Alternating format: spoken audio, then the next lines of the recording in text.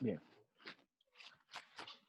La otra cosa que quería decirles es que la filosofía, también otra cosa que podemos decir de ella, es que eh, por un lado se pretende ser o funciona solamente si es argumentada. Esto es un corolario de lo que decíamos anteriormente a propósito de que la filosofía, en principio, debería buscar ser una vacuna contra el dogmatismo. ¿Por qué? Porque solo presentando argumentos el dogmatismo se muere, por así decirlo. O mejor dicho, en el momento en el que no se presentan argumentos, cualquier tipo de propuesta inmediatamente, ipso facto, o sea, por el mismo hecho de no presentar los argumentos, se convierte en dogmática, ¿verdad? Por eso es que argumentar en última instancia se relaciona también con esto de aportar la reflexión desde principios y fundamentos. Por otro lado, la tarea de la filosofía, de proveer los fundamentos y los principios, es la que nos permite dar razones, ¿ya?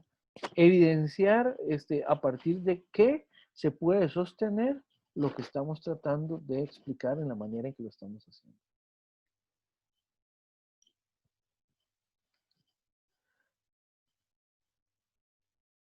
Ahora, la filosofía, ¿qué es filosofía del concepto?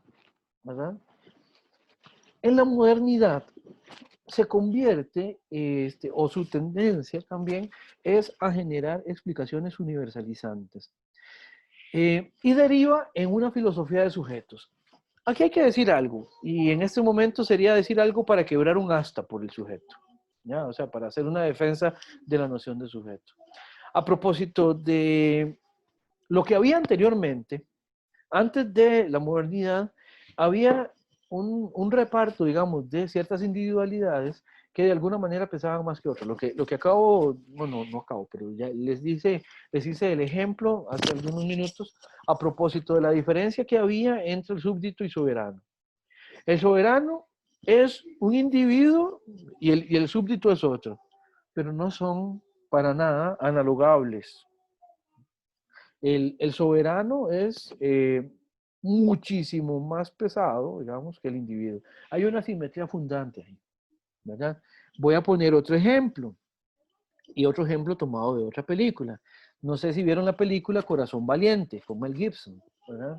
Hay una, hay una escena a donde precisamente es la escena cuando mencionan que Wallace, el personaje interpretado por Mel Gibson, invadió York, en la película lo mencionan. Lo cual es, dicho sea de paso, un dato histórico falso. William Wallace nunca invadió York, pero eso simplemente se los dejo ahí como un dato. El punto es que en la película, cuando William Wallace invade York, el rey estaba que se lo llevaba el diablo, del colerón, ¿verdad? Porque básicamente estaba avanzando mucho, digamos, las resistencias pues, en ese sentido.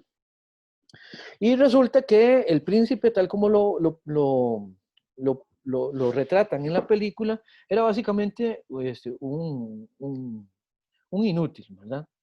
Y en esa escena, precisamente, el rey entra a la habitación del príncipe y el príncipe está con un amigo de él, simplemente. Están ahí, Y cuando el rey llega bravísimo, reclamando de que tienen problemas en el frente de batalla, al amigo del príncipe se le ocurre dirigirle la palabra al rey en un tono y con un comentario que al rey no le gustó para nada.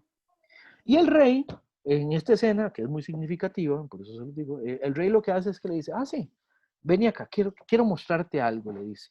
Y lo abraza, ¿verdad? Y se lo lleva a la ventana como para enseñarle algo. Y cuando llega a la ventana, el rey simplemente lo que hace es que lo empuja por la ventana, lo defenestra. ¿Qué es lo que pasa? Aquí lo que tenemos es un ejemplo en donde el individuo rey, el individuo soberano, pesa más que el otro individuo que es un súbdito y tiene toda la potestad de hacer lo que le dé la gana con él. porque básicamente simplemente tiene el poder para hacerlo. ¿Ya? Al rey nadie lo iba a ir a procesar por haber tirado por la ventana al amigo de su hijo. ¿Ya? Simplemente era algo que en una rabieta él lo hizo y tenía toda la potestad de hacerlo. ¿Qué es lo que pasa? Esa es una sociedad a donde todavía lo que estamos es simplemente contraponiendo sujetos en los cuales uno puede encontrar fácilmente esas asimetrías abismales. Cuando en la modernidad se empieza a potenciar la noción de sujeto, es más bien tratando de que no importa qué tipo de individuo se sea, la subjetividad es la que va a permitir generar un tipo de relacionabilidad de manera que todo lo que sea reconocido como sujeto sea analogable entre sí, sean iguales entre sí. En ese sentido, en ese sentido, digamos, incluso cuando Kant en el texto sobre la pregunta, la respuesta a la pregunta, ¿qué es la ilustración? Cuando él habla del soberano ilustrado, lo que está diciendo es que incluso el soberano es un sujeto más. Y por eso es que todavía, bueno, a partir de ahí, aun cuando el soberano sigue siendo, teniendo mucho poder, ¿verdad? Llega ya un momento en que ni siquiera el soberano, en una, ya en lo que podemos llamar, incluso hoy, por ejemplo, en las monarquías constitucionales, ni siquiera el rey, en tanto que es sujeto, un sujeto más de ley, ni siquiera el rey está por encima de la ley. No sé si ustedes se dieron cuenta, hace poco el rey emérito de España se fue de España precisamente para que no lo procesaran y para evitarse el escándalo de que lo procesaran por un problema ahí de aparente corrupción.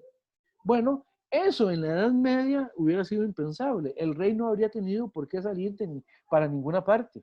Sin embargo, hoy en día las leyes pueden aplicarse incluso hasta para juzgar al rey emérito. Un rey que, dicho sea de paso, era de una aceptación bastante grande en España.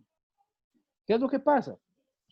Que ahora el rey no vale solo como individuo, sino que vale también como sujeto. Y se lo puede procesar legalmente como a cualquier otro sujeto.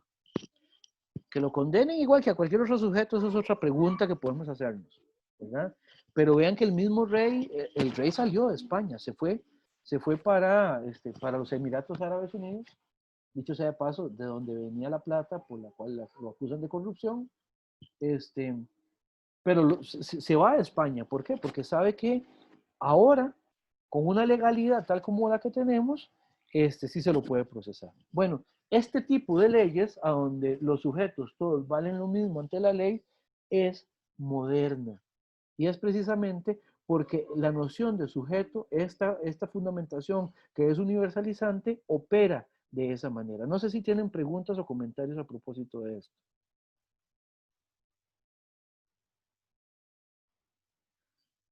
Ok. Ahora, en relación con la noción de sujeto, ¿verdad? Otra cosa es que para que la filosofía, en tanto que práctica, sea liberadora, se necesita que efectivamente los sujetos asuman su agencia. Y que la asuman significa que la lleven a cabo.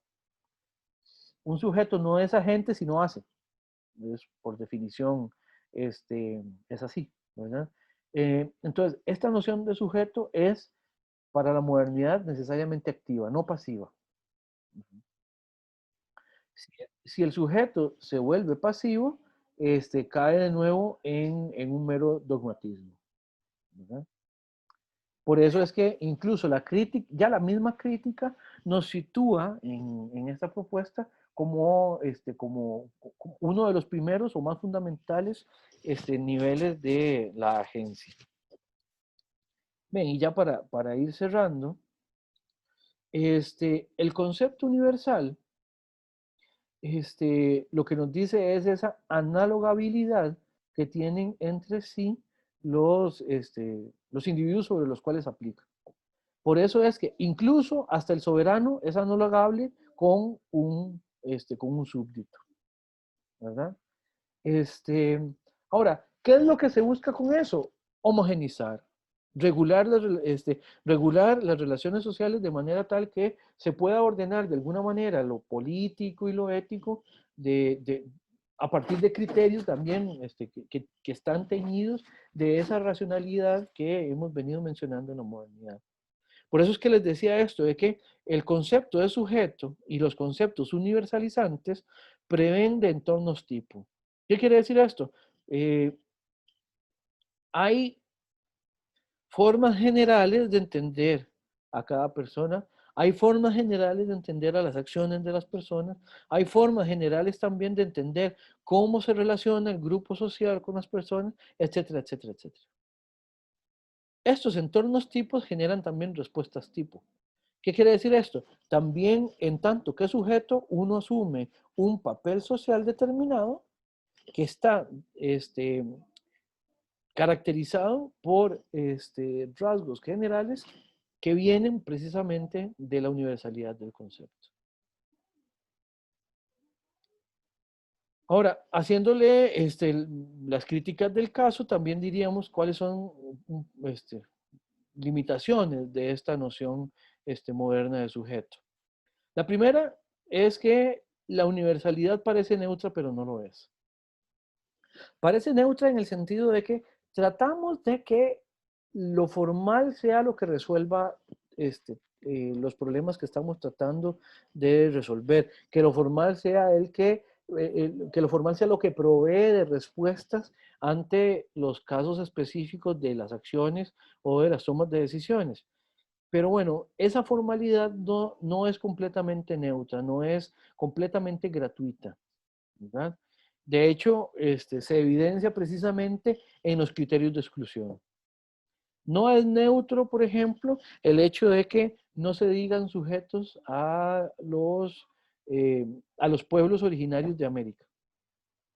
No es neutro ni política ni éticamente que no se le dé reconocimiento como sujeto a, por ejemplo, a las mujeres, a los niños, a los extranjeros, etcétera, etcétera. ¿Verdad? Esa universalidad que en principio debería ser completamente inocua, termina no siéndolo. En muchos, muchísimos casos. Y otra limitación que tiene es que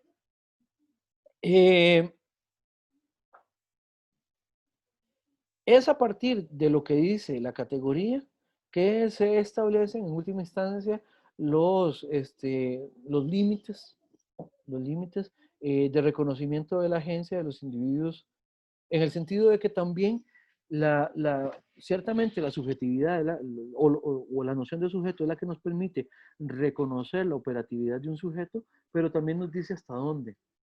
Se los pongo como un ejemplo, les pongo como un ejemplo el hecho de que si alguien no es sujeto, básicamente no existe para las relaciones sociales. Por ejemplo, en la crisis que hubo hace unos años en la frontera, en las fronteras de Costa Rica, en la frontera norte y en la frontera sur, donde había unos migrantes que iban hacia el norte, hacia Estados Unidos, teníamos el problema de que había ahí migrantes que ni siquiera sabíamos de dónde venían. No tenían papeles, eran irregulares, etcétera, etcétera. Y eso lo que hacía era que básicamente los convertíamos en invisibles, simplemente sabíamos que era gente que iba para Estados Unidos, pero que no podíamos reconocerles ningún tipo de relacionabilidad operativa. ¿En qué sentido? Como eran indocumentados, no se les podía dar una visa, no se les podía dar pasaporte, no se les podía dar un lugar para que trabajaran, porque ninguno de estos lugares sociales aplican para alguien que no tiene documentos. Algo tan sencillo como eso.